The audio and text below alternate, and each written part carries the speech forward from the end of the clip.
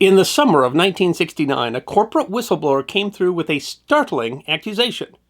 The B.F. Goodrich Company, he claimed, was falsifying data in tests of their design for a brake for a new Air Force attack aircraft. The lapses, the whistleblower insisted, could cost lives. You might never have heard of the aircraft brake scandal, but it is often studied in the field of corporate ethics and considered a landmark case in whistleblowing. And yet the story is more complex than it appears. The A7D brake scandal deserves to be remembered. The Naval History and Heritage Command wrote of the A7 Corsair II. It's not easy to replace a legend, but in May 1963, the Navy called upon aircraft manufacturers to submit design proposals to succeed the A4 Skyhawk in the light attack role. The winning design, presented by what was then the Chance Vought and later Ling Yemco Vought or LTV company, was rugged and capable. The Navy History and Heritage Command writes that while it brought no significant advantage in speed over the A4 Skyhawk, the aircraft that became known as the A7 Corsair II boasted nearly double the ordnance payload and a greater range. Operational squadrons of the aircraft became active with the Navy in 1966. The aircraft was a mainstay of the Navy's arsenal in the Vietnam War and continued in service through the 1980s in the conflicts in Grenada, Lebanon, Libya, and Panama. And the Navy's success impressed another service. The Pima Air and Space Museum explains that the plane proved to be wildly successful as a close air support and strike aircraft. The U.S. Air Force was so impressed that for the second time in a decade, they chose to adopt a Navy design for their own use. The Air Force's close air support aircraft, the Douglas A-1 Sky Raider and the North American F-100 Super Sabre, were aging, and the Air Force needed a more capable subsonic aircraft to perform close air support, especially in the ongoing conflict in Vietnam. As the airframe was going to be used by both the Navy and the Air Force, it became a joint program. But the Air Force requirements were somewhat different than those of the Navy. The Pima Air and Space Museum continues. The A7D differed from the Navy version in several ways. It used the Air Force boom refueling system instead of the Navy's probe and drogue system and had a significantly more powerful engine.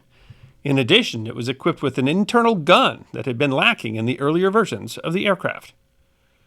Part of the new design was a new brake system, which was assigned to a subcontractor. The website of the United States Naval Academy writes that once disc-replaced drums, the industry standard for Air Force aircraft brakes was based on a heavier 5-rotor model. Because the design of the aircraft disc brake is very tough technically and costs associated with improving it often outweigh the benefits from so doing, there was little innovation in the aircraft brake industry through the 1960s. Thus, Goodrich's proposed lighter weight 4-rotor brake was considered state-of-the-art design in a relatively static industry. Goodrich's innovative brake design meant that the A7D light attack aircraft could carry a heavier payload. The new brake would only weigh 106 pounds. Accordingly, Goodrich was awarded a contract for 202 brake assemblies. Harper's Magazine in 1972 described the plant where the brakes would be manufactured, in Troy, Ohio. Set in the grasslands of east-central Ohio, it is in a small one-story building once used to manufacture airplanes. Nevertheless, it is one of the 3 largest manufacturers of aircraft wheels and brakes. A leader in a most profitable industry, Goodrich wheels and brakes support such well-known planes as the F-111, the C-5A, and many others. The contract for the brakes for the A7 was not particularly large, but it was important to the company. Harper's explains that some 10 years previously, Goodrich had built a brake for LTV that was, to say the least, less than a resounding success. The brake had not lived up to Goodrich's promises, and after experiencing considerable difficulty, LTV had written off Goodrich as a source of brakes. Goodrich was so desperate to get back in the good graces of the major manufacturer that, Harper's writes, Goodrich submitted a bid that was absurdly low. So low that LTV could not, in all prudence, turn it down. Moreover, while Goodrich did not expect to make a profit on the design, there was considerable profit to be had in the maintenance contracts that would result. The Naval Academy writes that John Warren, one of Goodrich's best engineers, designed the initial A7D 4-rotor brake. In his early 30s, Warren had an excellent track record in aircraft brake design. The new 4-rotor design, however, would have to be tested before it could be accepted. A study guide for an engineering ethics course at Texas A&M University explains, before the Air Force could accept the brake, B.F. Goodrich had to present a report showing that the brake passed specified qualifying tests. The last 2 weeks of June 1968 were set aside for flight testing the brake, giving Goodrich almost a full year for design and testing. But a problem occurred during internal testing by a young engineer named Cyril Lawson. The Naval Academy continues. Cyril Lawson, a young and recent aeronautical and astronautical college graduate, was assigned the task of testing brake lining temperatures in Warren's design prior to building the final prototype of the A7D brake. This was Lawson's first real job working on brakes. Harper's writes that Lawson built a prototype. The prototype was installed in a test wheel and placed in one of the big dynamometers in the plant's test laboratory. Lawson began a series of tests, landing the wheel and brake at the A7D's landing speed and braking it to a stop. The purpose of the testing was to determine what sort of brake lining would be needed in the final design, but in the testing, Lawson found that during simulated landings, the temperature of this prototype brake reached 1,500 degrees. The brake glowed a bright cherry red, threw off incandescent particles of metal and lining material as the temperature reached its peak. After a few such stops, the brake was dismantled and the linings were found to be almost completely disintegrated. The Naval Academy writes, in December of 1967, a full 6 months into the project, Lawson realized that the A7D brake had a fundamental design flaw. From his training, Lawson understood that the brake was too small and could not withstand the demands of a normal aircraft landing. The brake would not make the required number of stops as far as specification requirements for the life of the brake were concerned. It just wouldn't make it. But when Lawson reported the issue to Warren, Warren wasn't interested in a redesign. The Naval Academy writes that he just no longer wanted a role in the A7D because his project segment was complete.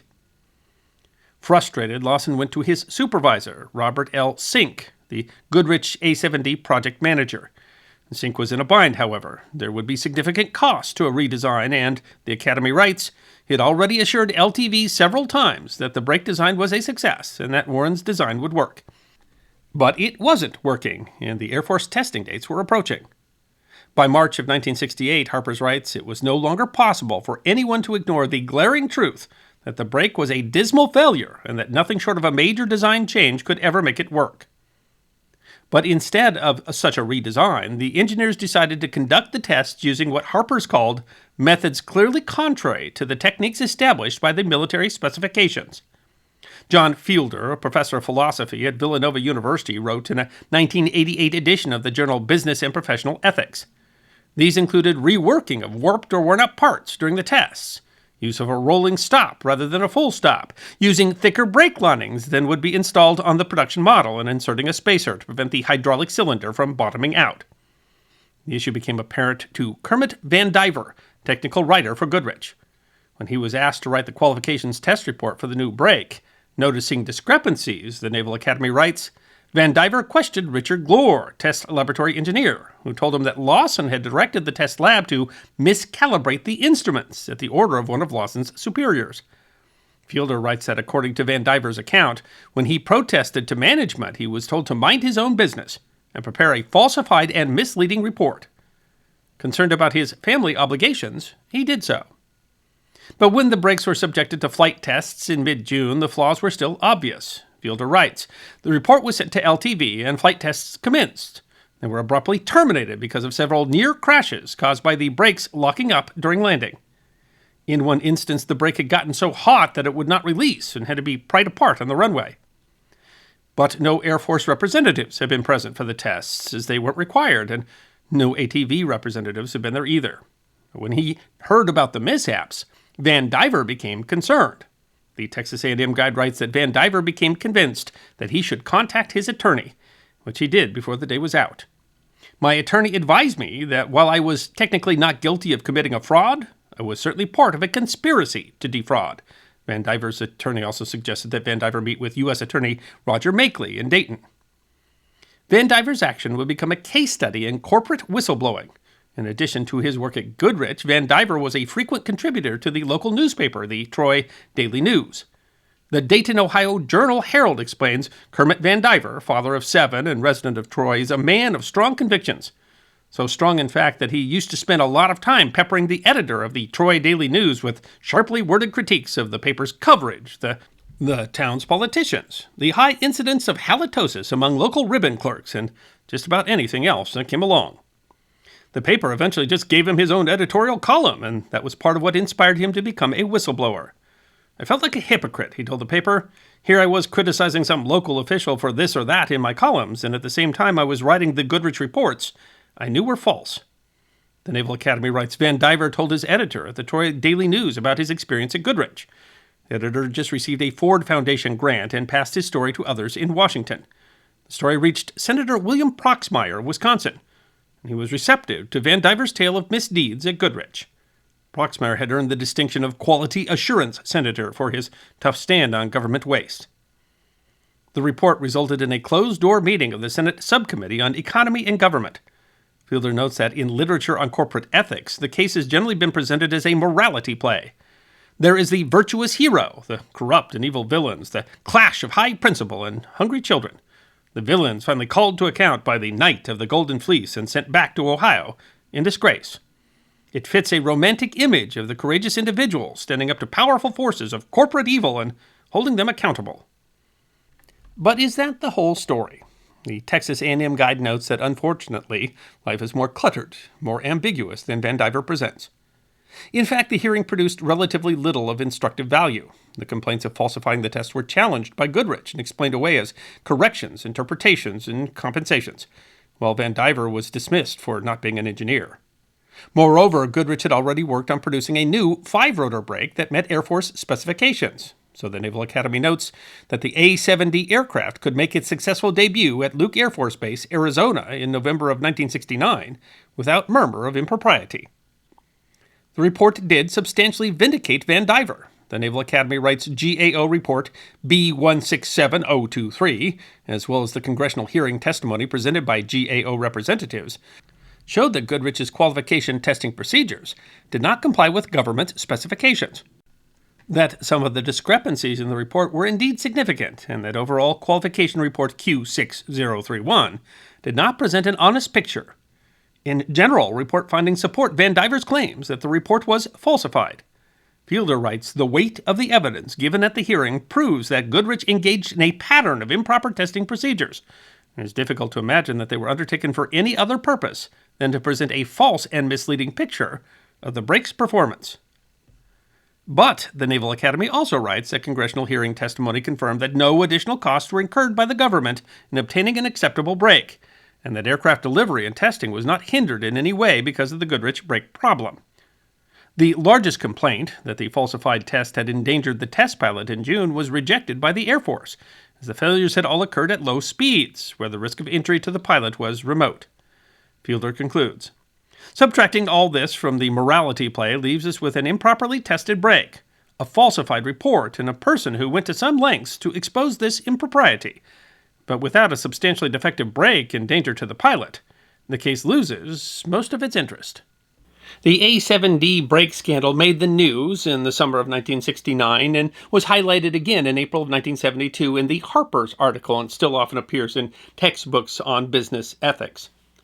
Lawson and Van Diver both resigned, but none of the higher-ups at Goodrich lost their job because of the scandal. And while the scandal did result in some modifications in government inspection procedures, Goodrich faced no real consequence. But of course, the design for the A7D turned out to be successful. And while the whole story might be more cluttered and ambiguous than it first appeared, it is clear that Van Diver was trying to do the right thing. I hope you enjoyed watching this episode of The History Guy, and if you did, please feel free to like and subscribe and share The History Guy with your friends. And if you also believe that history deserves to be remembered, then you can support The History Guy as a member on YouTube, a supporter on our community at Locals, or as a patron on Patreon. You can also check out our great merchandise shop or book a special message from The History Guy on Cameo.